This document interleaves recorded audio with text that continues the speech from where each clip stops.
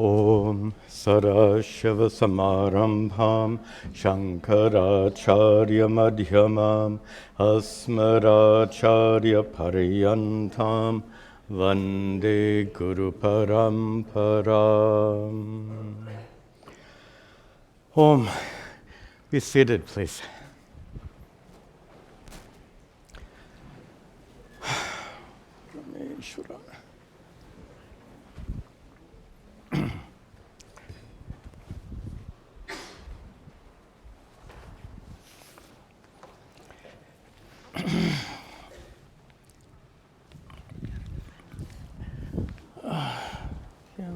Yes. Good. Om Sahana Vavatu Sahanau Bhunaktu Saha Viryan Karavavahai Tejasvinavadhitamastu ma vidvishavahai. Om Shanti Shanti Shanti. Let me just check this. Looks good. Very good. So, welcome to you all to our ongoing Bhagavad Gita class. Also, welcome to our many students watching these classes online. We continue today at the beginning of chapter 18, Moksha, Sannyasa, Yoga. We'll set the context for our class in just a moment. Let's begin with some recitation, beginning with verse 7. And as always, as I'm chanting, read the translation and then repeat after me. Niyatasya tu sannyasaha, niyatasya tu sannyasaha, karmano nopapadyate, karmano nopapadyate, mohatasya parityagas, mohatasya parityagas, tamasa parikirtitaha, tamasa parikirtitaha, dhukamityeva yat karma, dhukamityeva yat karma, kaya klesha bhayatyajit, kaya klesha bhayatyajit, sakritva rajasam tyagam, sakritva rajasam tyagam, naiva tyaga phalam labhet, naiva tyaga phalam labhet, karyamityeva yat karma, karyamityeva yat niyatam kriyaterjuna, niyatam kriyaterjuna.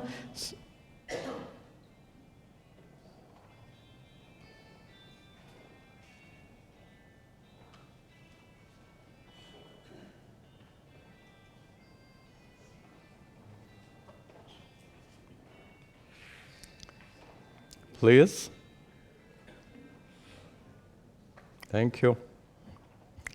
Sangam tyaktva phalam chaiva, sangam tyaktva phalam chaiva, satyaga satviko mataha, satyaga satviko mataha, nadveshtya kushalam karma, nadveshtya kushalam karma, kushalena nushajjate, kushalena nushajjate, tyagi sattva samavishto, tyagi sattva samavishto, medhavi chinna samshayah, medhavi chinna samshayah, nahi deha bhrata shakyam, nahi deha bhrata shakyam, tyaktum karmanya sheshataha, tyaktum karmanya sheshataha, yastu karma palatyagi, yastu karma palatyagi, Satyagitya Satyagitya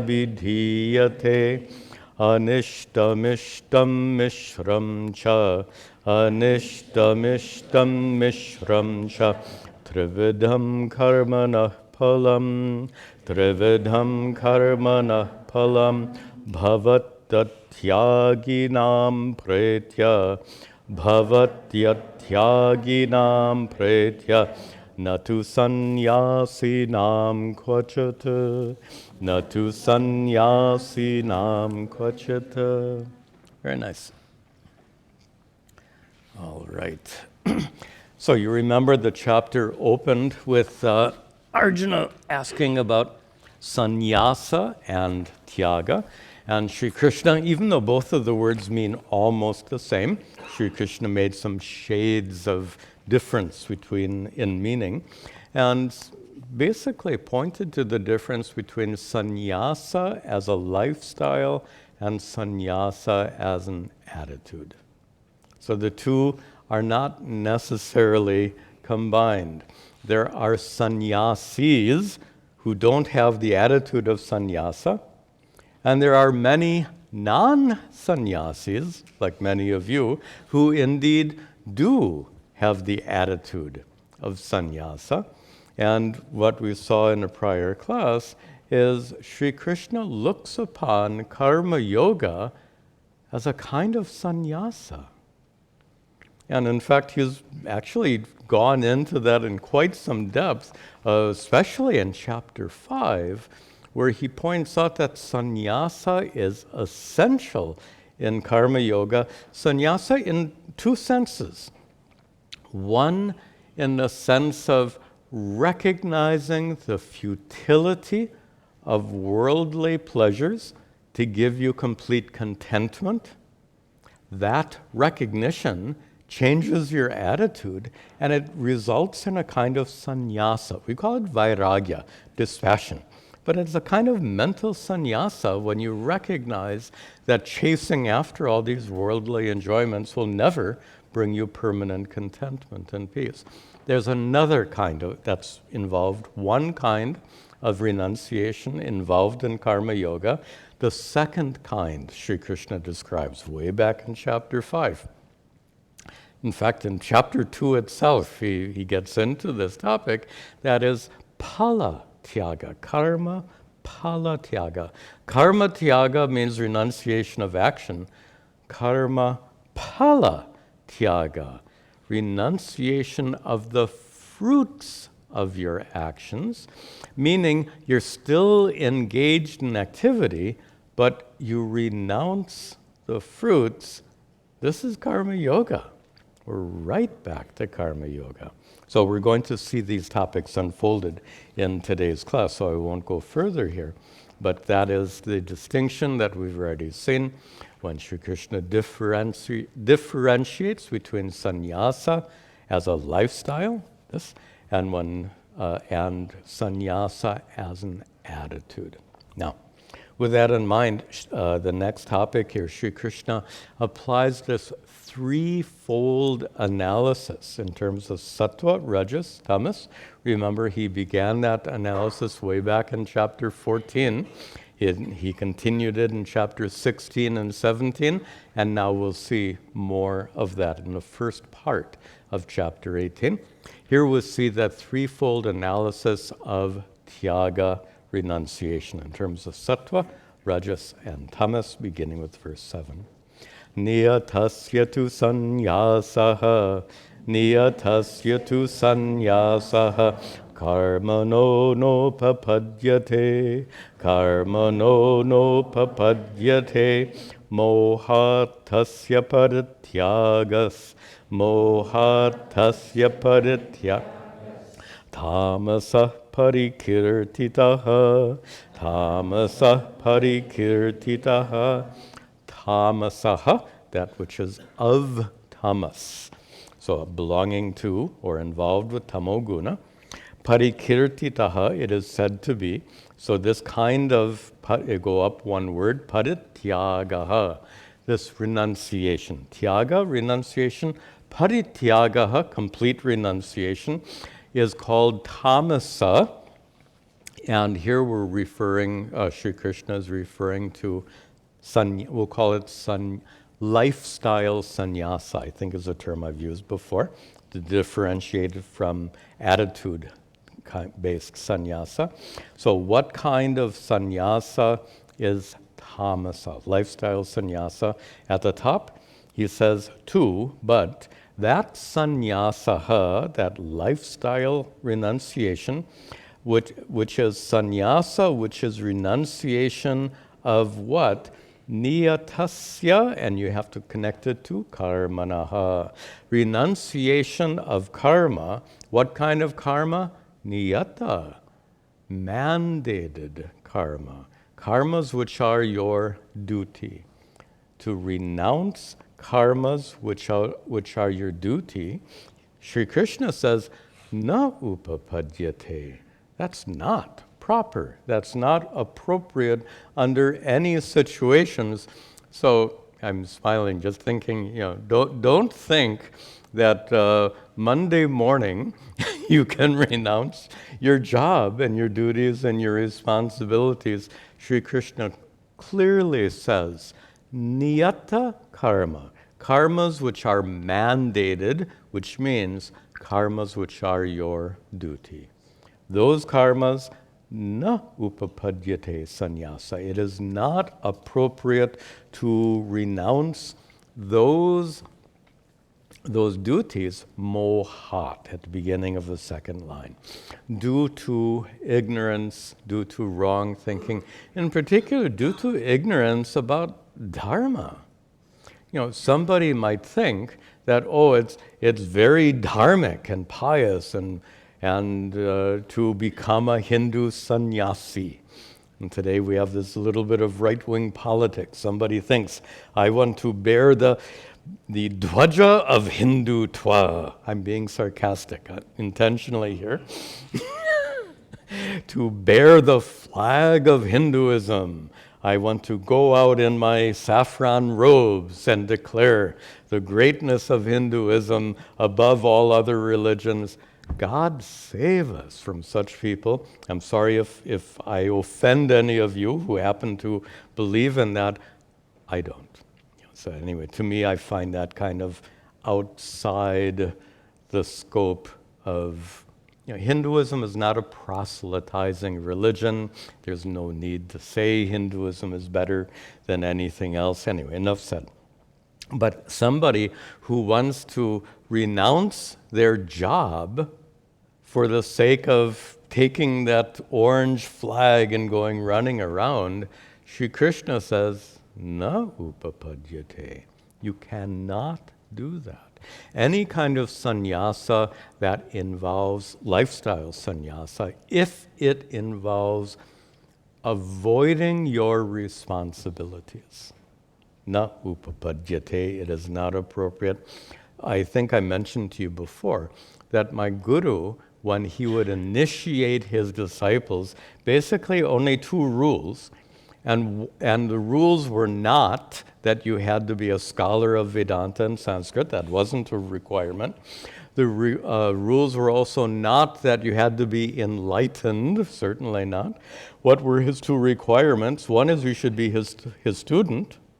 And second requirement was no one should be dependent upon you who would be left without support if you were to take sannyasa. So that was front and foremost for Pujya Swamiji. It is adharmic to take to the lifestyle of sannyasa if it involves failing to fulfill your personal responsibilities. And Sri Krishna very, very clearly calls it tamasa tyaga, the lowest form of renunciation. Next comes rajasa tyaga, dukkamityeva yat karma, dukkamityeva yat karma, kaya klesha bhayatyajit, kaya klesha bhayatyajit, sakritva rajasam tyagam, sakritva rajasam tyagam naiva tyaga palam labhet naiva tyaga palam tyajit. End of the first and second line, yat karma tyajit. He's describing rajasa karma. So yat karma, those karmas which tyajit, which are renounced. Why are those karmas renounced? This is rajasa karma. So that rajasa karma, in fact, look at the third line. Sakritva, doing this is rajasam tyagam. This is rajasa renunciation based on rajoguna. Rajoguna is basically the principle of fulfilling your desires.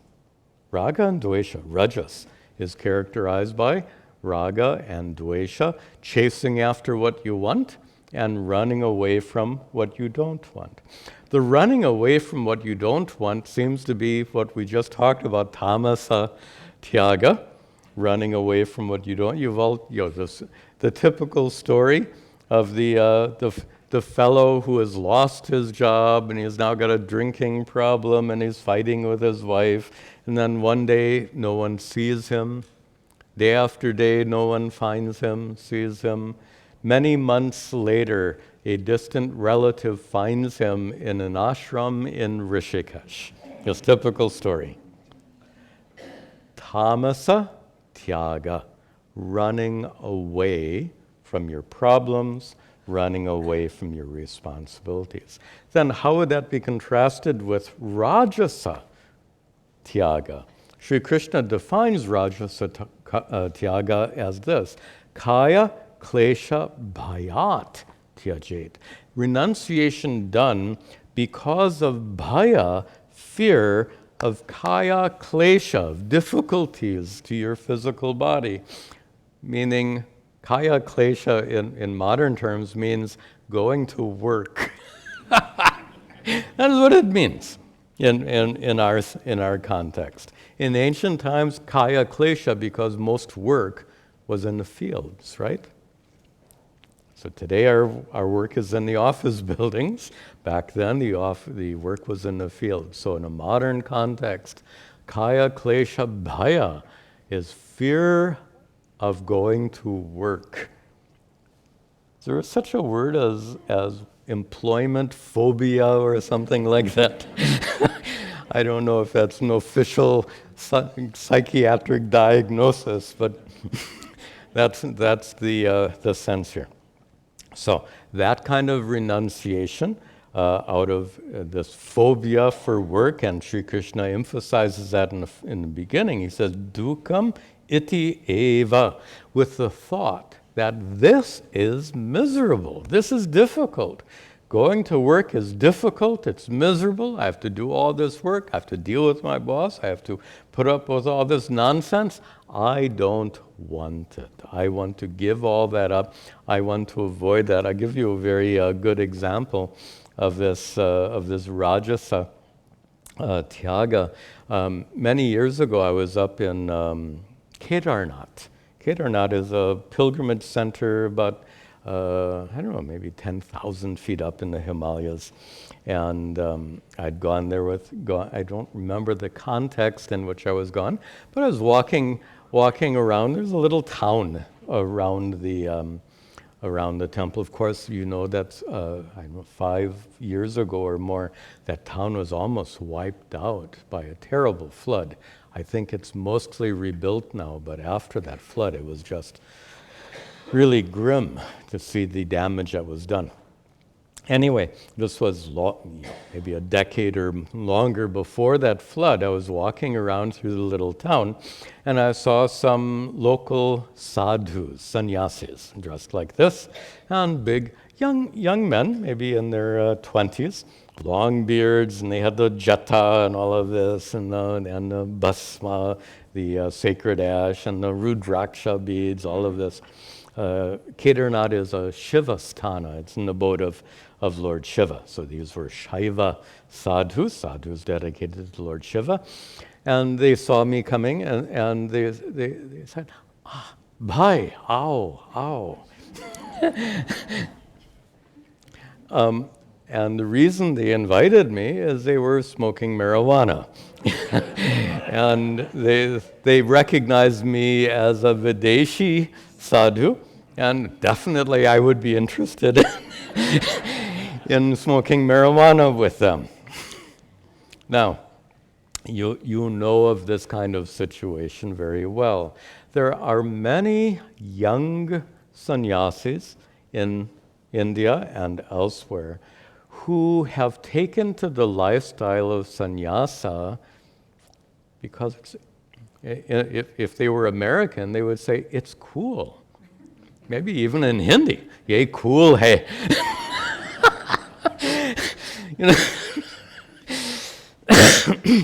There's a certain attractiveness to that, what they call bohemian lifestyle.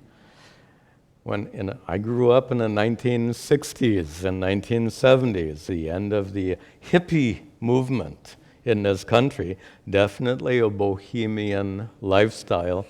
And it was a lifestyle, we called it, interesting word, we called it countercultural, which is a significant word. It means that we were critical, I have to count myself among them, we were critical of contemporary materialistic culture, and we were opposed to it. Therefore, we were countercultural, so I don't know why you have to have long hair to be countercultural, I don't know. But that was the rule. So my hair was halfway down my back in those days. It was early 1970s. And basically, it was a lifestyle of hippies. And another unfortunate thing is that drug use is highly associated with that counterculture. By the way, that's not a necessary relationship. You can certainly be countercultural without smoking marijuana. We weren't. Marijuana, and I'm being critical here. You don't misunderstand me. It was unnecessary and possibly harmful. Marijuana, maybe not, but the other drugs that were commonly used, very harmful and unnecessary and arguably unhelpful. If you want to transform the society in which you live, taking drugs isn't going to help you. It'll be an impediment. Anyway, these are my comments on the hippie movement, and these young sadhus in India were an expression of the same attitude. They were members of a counterculture. They had rejected conventional culture. They didn't want to get married. They didn't want to have a job and all those responsibilities. They didn't want to live in crowded, polluted cities. So you see, they have some basis to their thinking, but the problem is, so they go up to Kedarnath every summer, and what are they doing? Are they engaged in meditation and chanting and scriptural study? That's the problem. If they were, more power to them. Wonderful. They weren't. Sadly, they were more interested in hanging out, gossiping, and smoking marijuana. And that is, in American language, that's a cop-out. They are doing it because it's fun, not because it's a spiritual path. That's the difference. They're attracted to the lifestyle. And absolutely, it's a style that gives you tremendous freedom. You don't have to go to work. You can just go to this anakshetra down the lane, and twice a day they'll give you dal and roti, and you can manage. So you don't have to and you get to, every summer you can be up in Kedarnath, up in the Himalayas. It's beautiful up there. Many people go up there for a holiday. They're up there every summer living. The problem is they came to a life of sannyasa because they were attracted to the lifestyle and not for the sake of spiritual growth. Sannyasa, lifestyle of sannyasa, properly understood, is to empower a sannyasi to live a life of dedicated, full-time spiritual practice, which those young sadhus obviously were not. So Sri Krishna says, kritva, those who have done that kind of tyaga, Sri Krishna calls it saha rajasam tyagam. That is rajasa tyaga, that is tyaga, renunciation, driven by a desire to have a free lifestyle, that bohemian lifestyle. Okay, that brings us into sattvika tyaga. Karyamityeva yat karma, karyamityeva yat karma, niyatam kriyaterjuna, niyatam kriyaterjuna, sangam tyaktva phalam chaiva, sangam tyaktva phalam chaiva, satyaga satviko mataha, satyaga satviko mataha. So, what is satvikaha? Tyagaha, he says in the last line. Saha mataha, that satvika tyaga, that pure form of tyaga, mataha is considered to be this. Back up at the top, yat karma, doing karmas which are niyatam kriyate, yat karma niyatam, those karmas which are mandated, those karmas which are your duty, your dharma to perform. Sri Krishna says kriyate, doing those karmas. Do you get a little irony here? He's talking about sannyasa, and he begins by saying sattvika tyaga, renunciation, is kriyate. Karma kriyate, the performance of actions. Sannyasa is performing your duties. This is sattvika tyaga. It's the tyaga of the karma yogi. The karma yogi who has a twofold sannyasa I talked about before. The sannyasa, in the sense, the first sense was recognizing the futility of gaining lasting peace through chasing after worldly pleasures. Then you turn away from those worldly pleasures. That's one kind of sannyasa. Second kind of sannyasa is phala tyaga, dedicating the fruits of your actions to Ishvara, recognizing Ishvara's karma phaladata, all these more religious aspects of karma yoga, the devotional, the bhakti aspects of karma yoga. Just a kind of quick observation. Karma yoga, there's no karma yoga without bhakti. There's no karma yoga without sannyasa. This is unique. This is Sri Krishna's presentation of karma yoga in the Bhagavad Gita, and it is absolutely unique because he says there's no, in earlier chapters, Sri Krishna says there's no karma yoga without bhakti, which means merely doing your duties is not karma yoga. Oh, merely doing your duties is not karma yoga. Doing your duties with a prayerful attitude most certainly is. But doing your duties, think about the person who says, oh, I have to do this, I have to do that, oh, I have all these responsibilities, oh, I don't have enough time. But this person does everything. Good karma yogi or no? They do it all, but with what attitude? Complaining and complaining, that's not karma yoga. So let's be very clear. Karma yoga is not merely fulfilling your responsibilities. First, it's acting with a devotional attitude. And there are many ways to do that. That's not our topic right now. But the point I'm making is that Sri Krishna's presentation of karma yoga includes bhakti in the way that I just described, and includes sannyasa in the ways that we're now discussing.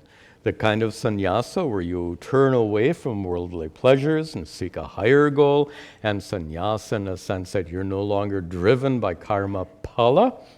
So you have karma phala tyaga. You have renounced the phala of the karma.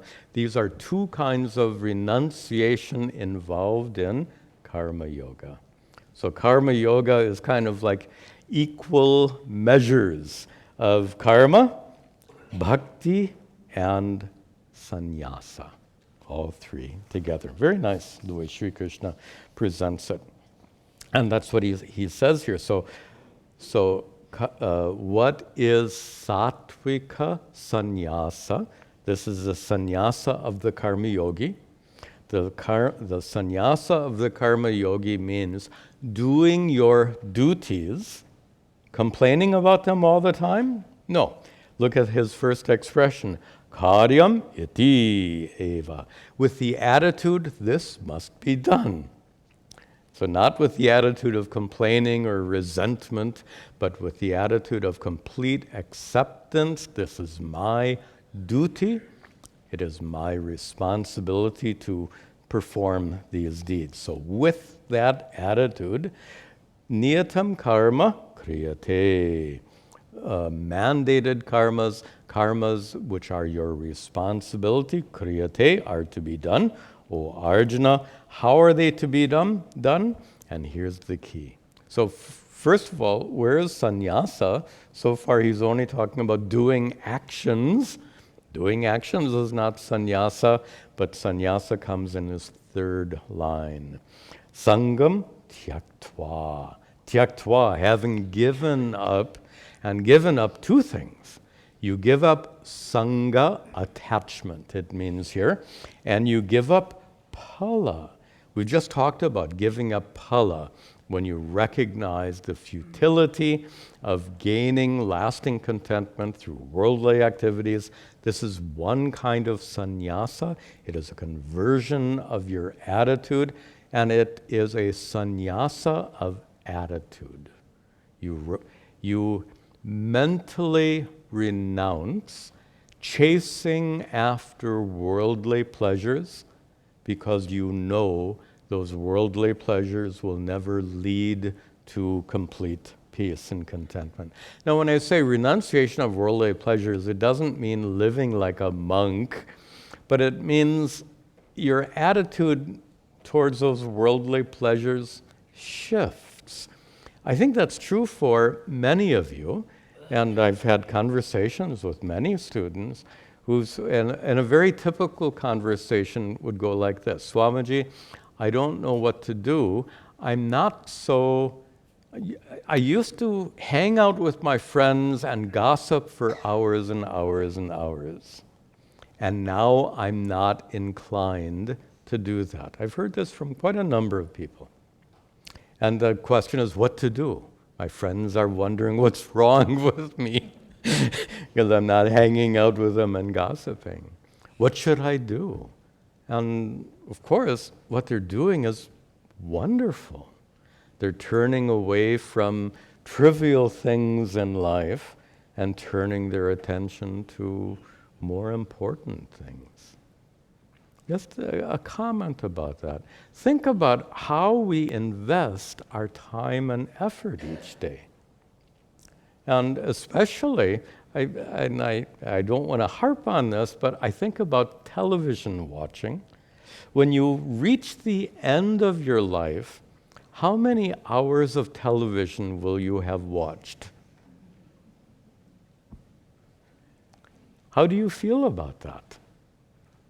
Isn't that interesting? So we invest, because out of carelessness, we invest a lot of time in trivial activities, like gossip and like watching TV.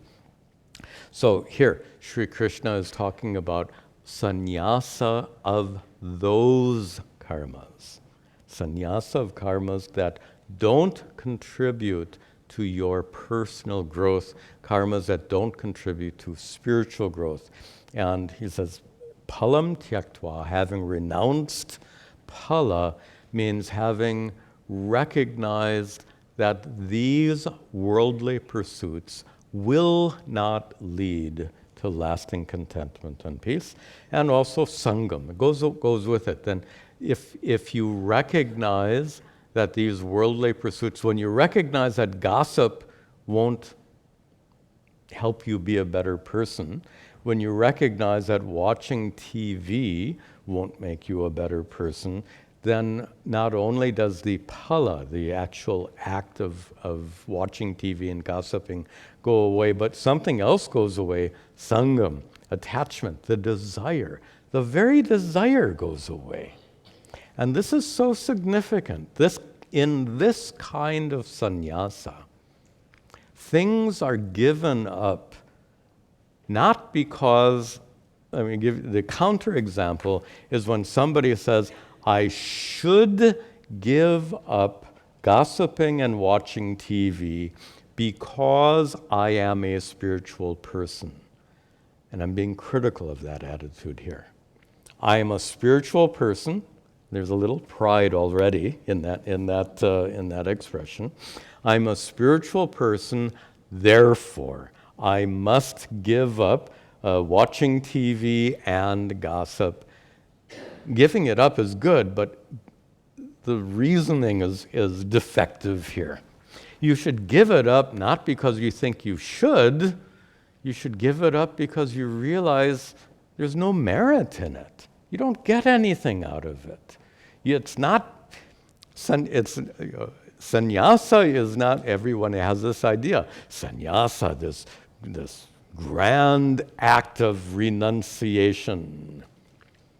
If you really get it, sannyasa is like taking your garbage out at night.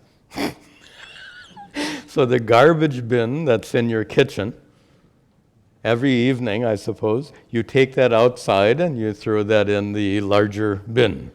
So taking out your garbage, is that a great act of renunciation? Of course not, because there's no value in what you're getting rid of. That's the key. There's no value. Whatever you see as lacking in value, you don't have to give it up. It just goes away. And when you see the lack of value in gossiping, it'll just go away. When you see the lack of value in watching television, watching some news or something is okay. But anyway, extensive television watching. When you see the lack of value in that TV watching, it will simply go away. You will have too many more valuable things to do. You'll be so engaged in these valuable activities. Who has time for gossip? Who has time for watching TV? That is sattvika tyaga. The other one, I am a spiritual person, therefore I should give up. That's rajasa tyaga. That's like our young sadhus. They are attracted to the idea of being spiritual or of being a sadhu. That is rajasa tyaga. Here, sattvika tyaga is born of an attitude of sannyasa.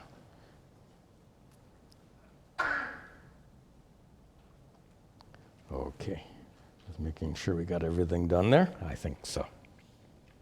Then, nadveshtya kushalam karma, nadveshtya kushalam karma, kushalena anushajyate, kushalena anushajyate, tyagi sattva samavishto, tyagi sattva samavishto, medhavi chinna samshayah, medhavi chinna samshayah.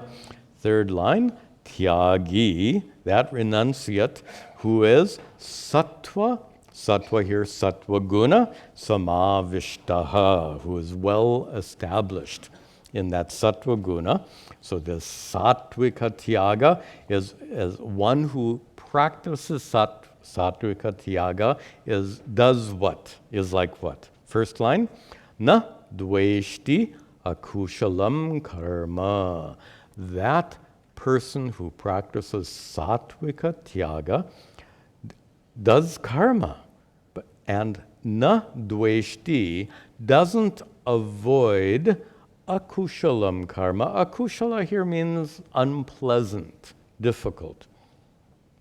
So this tyagi does not avoid, na dveshti, literally doesn't hate, but in this context, he or she doesn't avoid akushalam karma, unpleasant, difficult deeds, kushale, and with regard to pleasant activities, pleasant deeds, na anushajyate, he or she is not attached. Sri Krishna uses this language several times in the Bhagavad Gita, and it's a direct attack on raga dvesha, right? So na anushajyate, one who is not attached to kushale, to pleasant things. Raga, being driven to chase after what you think is pleasant, and dvesha is being driven to run away, and that's na dveshti. You avoid akushalam karma.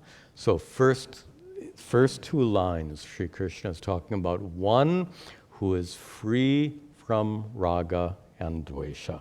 That tyagi, that one who is established in sattvika tyaga, that person is medhavi. And it's talking about a karma yogi here. That karma yogi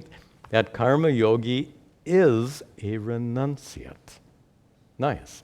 That karma yogi is a renunciate, and that karma yogi is medhavi, wise, and chinna samshayaha, free from doubts, free from erroneous thinking, and in particular, free from raga and dvesha. Then, nahi deha brata shakyam, nahi deha brata shakyam, tyaktum karmanya sheshataha, tyaktum karmanya sheshataha, yastu karma palatyagi, yastu karma palatyagi, satyagi tyabidhiyate, satyagi tyabidhiyate. Sri Krishna makes an interesting observation here. He, indeed, deha brata, by one who is embodied, by any living person, Sri Krishna says, na shakyam, it is not possible, tyaktum, to give up karma, to give up actions, karmani is plural, to give up actions, asheshataha, completely. Making a very important observation here. It's not possible to give up all actions. So now he's back to this lifestyle sannyasa. Last couple of verses have been talking about the karma yogi. Now he's back to lifestyle sannyasa. So you want to give up all this, and those young sadhus will often justify their renunciation of the world by saying, ye sab tuch hai. This is all useless, this world. This is insipid, it's meaningless, which in many ways is a valid judgment. In many ways, conventional life is insipid and meaningless, so therefore they should go and live a life dedicated to spiritual growth, and that's the issue. Are there activities focused on spiritual? You have to do something. So what are you going to do? If you renounce the world, does it mean you just sit in a cave? Well, wait a minute. If you just sit in a cave, you need food. So which means at least once a day, you have to get out of your cave, you have to go to town, and you have to get some alms. They call it bhiksha. And in the old days, there was a tradition where the sannyasi would stand out in front of somebody's home and shout out, Bhavati, O lady of the house, bhikshan dehi, please give me alms. So that sannyasi has to do that. Is that an action? Yeah. But I thought this person was a lifestyle sannyasi, gave up all worldly activities. Well, there's some worldly activities you can't give up, like eating and drinking water. So this sadhu has to go out and get food and water. Those are indeed actions. And this is Sri Krishna's point here. And he says it's not possible to renounce actions entirely. As a minimum, you have to go out and collect alms if you're a lifestyle sannyasi. And here's the problem. With what attitude is that sannyasi collecting alms? Is according to Rajasa Tyaga, the attitude would be this: I am a sannyasi. Pride. Therefore, this householder has a duty, a dharma, to support me by giving me food. And not just any food, it should be tasty food. What kind of tyaga is that? By the way, I'm serious about it being tasty food. There's a funny story about sadhu culture in Rishikesh. You might find this interesting. So in Rishikesh, there are many, many ashrams, like my guru's ashram, where they periodically have bandharas. They serve all the sadhus, and they invite the sadhus. And the sadhus, of course, they will choose which bandharas they attend and which they don't. And word has gone out that certain ashrams, the food is not very good. So fewer sadhus attend. But word has gone out that at my guru's ashram, the food that is served is very good. They also give you some dakshina, some money, and they give you some nice money and all of that. So the sadhus who are rajasa tyagis are very keen on going to bandharas offered at my guru's ashram. What kind of sannyasa is that? Really speaking, this lifestyle sannyasa is meant for one reason alone: to free you from all worldly responsibilities so you can dedicate yourself exclusively to a life of spiritual growth. And it is such a wonderful blessing that this tradition of lifestyle, so we've been talking a lot about karma yoga sannyasa. Let me talk a few minutes about the blessing in the Hindu tradition that is this lifestyle sannyasa, because it allows individuals who are disinclined to live a conventional worldly life. It empowers individuals who are highly inclined to dedicate every moment of their lives to spiritual growth. These individuals are supported by the culture. And I can only speak personally. I feel so blessed that since being initiated as a sannyasi by my guru in Rishikesh in 1993, quite a few years ago, 93, yeah. I have been blessed, and for example, by all of you. You support me to live this lifestyle. You support me financially by giving donations. You support me by coming here for classes and giving me the opportunity to teach. Opportunity to teach. That's what it is.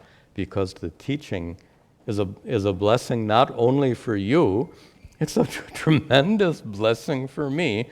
Puja Swamiji encourages every one of his disciples to go out and teach because he knows that it's good for his students to teach. Otherwise, some of them would end up in Kedar not smoking marijuana.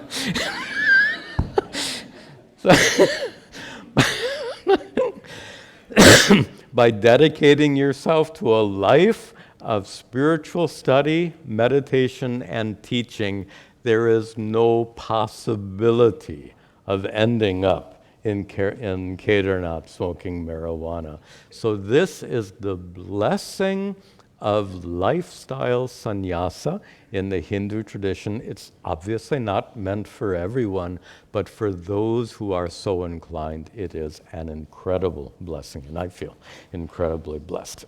So, then who is the true renunciate? Sri Krishna says in the last line, Satyagi, that person is a true, abhidhiyate, is called a true renunciate, tyagi iti. That one is truly a sannyasi. Who is truly a sannyasi? Not the one who merely puts on orange robes. The one who is truly sannyasi in the third line, 2, that one is yaha, one who is karma phala tyagi, the one who renounces karma phala. Make sure we get the right meaning for that. Karma phala means to renounce looking upon worldly pleasures as the ultimate goal of life. To renounce worldly pleasure as the ultimate goal of life. We're all sannyasis, right? Every one of us. To have renounced worldly pleasure as the ultimate goal of life, Sri Krishna says, you are a tyagi with that attitude. Okay, we'll see one more verse. Anishtam mishtam mishram cha, anishtam mishram cha, trividam karmana palam, trividam karmana palam, bhavatyathyaginam pretya, bhavatyathyaginam pretya, natu sannyasinam kvachata, natu sannyasinam kvachata. So, previous verse, Sri Krishna talked about karma phala tyaga, not renouncing karmas, renouncing the fruits of karmas, which, as I said, means turning away from mere worldly pleasures as the primary goal of life. He says that those worldly pleasures that are ordinarily pursued, I won't say worldly pleasures, worldly activities, karmanaha palam, the fruits of worldly activities, in the second line, Sri Krishna says they are trividham. There are 3 kinds. 3 kinds of fruits of worldly activities. What are they? Anishtam, ishtam, and mishram. Ishtam means desirable. Desirable means a worldly pursuit that is beneficial to you. Going to work, earning money, fulfilling your duties, buying food, paying your bills, ishtam. Then there are other activities which are anishtam, undesirable, actions having undesirable consequences. And undesirable consequences would be those actions which are not beneficial to you. Like smoking marijuana is not beneficial to you. And there are other actions which are mishram, a combination of the two, acknowledging the complexity of worldly life. Now, all these worldly activities have consequences which are beneficial, unbeneficial, or both, and those consequences will affect you both now, during this life, and those consequences can potentially affect you after this life, according to the doctrine of karma. So with regard to the doctrine of karma, Sri Krishna says, Bhavati atyaginam pretya. For according to the doctrine of karma, pretya, after one's death, bhavati, those three kinds of karma, beneficial, unbeneficial, and mixed, those three kinds of karma, atyaginam, will affect you if you are not a renunciate. Now, renunciate here doesn't mean in the sense of lifestyle renunciate. We said before, karma, phala, tyaga. And let me try to make this very simple and clear. If you have not renounced worldly pleasures as the ultimate goal of life, or to put it in other terms, if you continue to believe that worldly pleasures are the goal of life, what is it? Eat, drink, and be merry. If this is your philosophy of life, Sri Krishna says there are going to be consequences. Consequences not only in this life, there are going to be consequences in the next life as well. On the other hand, natu sannyasinam kvachita.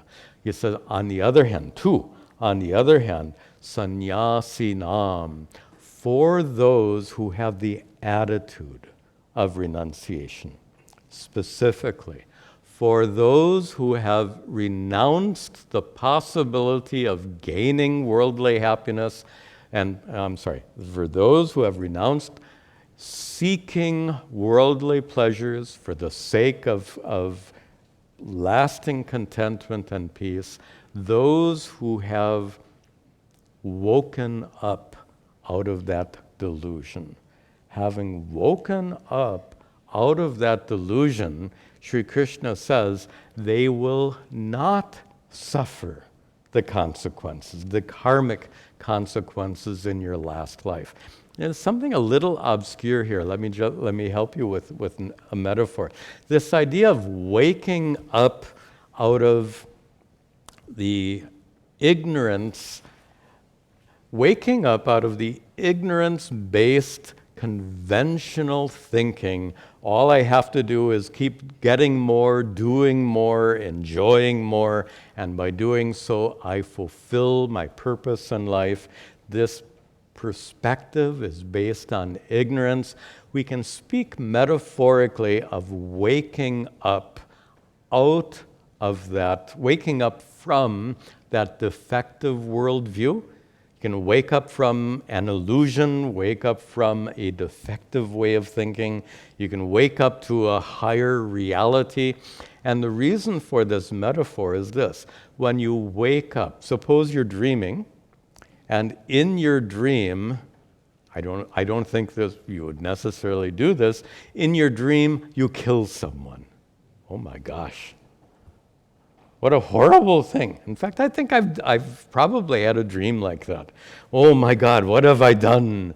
You know, that kind of feeling you might have in a dream. And it's so terrible. And what have I done? I've committed such a great sin. I've caused such great harm.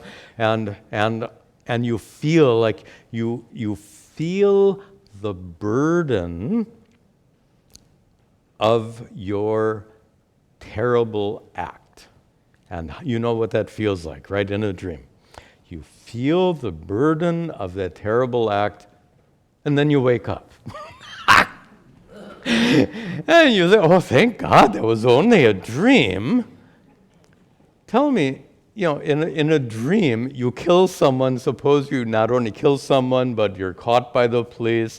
You go to a trial, and you're sent to life in prison. And every morning you wake up in your prison cell and you say, why did I do that? Every morning you're in that prison cell and you can't get out and you just feel terrible. And then your dream comes to an end, and what a sense of relief.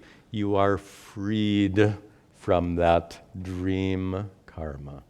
That's what Sri Krishna is hinting at here. You can be freed from this worldly karma, the consequences of worldly karma. You can be freed from this karma by waking up out of the delusion that you can truly gain lasting happiness and peace by pursuing all these trivial worldly things. Gossip, TV, and everything else. To wake up out of that illusion will, according to Sri Krishna, will then lead to freedom from karmic consequences. That's his point in the end of this last verse. Okay, we'll see more next week. In fact, a new topic will begin with next week's class. Some important announcements. Tomorrow we have our Vedanta class at 10 o'clock. We're continuing to see the brilliant teachings of Sri Shankara in his Upadesha Sahasri text. Come and join us. And then also at 11 o'clock, immediately after satsang, immediately after class, we have satsang question answer. Please join us. Then I'm very happy to announce a new program that we're offering here, which is a support group. We've done this from time to time. Mostly it's Vasanti, who has organized different kinds of programs and support groups. And she now is forming a family support group named Samashraya. A very beautiful name. Samashraya is a place where you are cared for and protected. So Samashraya Family Support Group. This group is especially meant for families in which there is a family member struggling with mental illness. By the way, according to statistics, 1 in 7 of you have a family member suffering from some form of mental illness. 1 in 7 of you. So if you are one of those 1 in 7, if your family member has chronic depression or bipolar disorder or dementia also, and then you are a caregiver. And to be a caregiver of someone suffering with mental illness is an especially difficult situation. So if you are a caregiver of a family member suffering from mental illness, I think you will find this support group very helpful. It'll meet the 4th Sunday of every month. It'll meet here at 4 p.m. And you can email or contact Vasanti to join the group or for more information. Okay, we will conclude with our brief prayers and arati.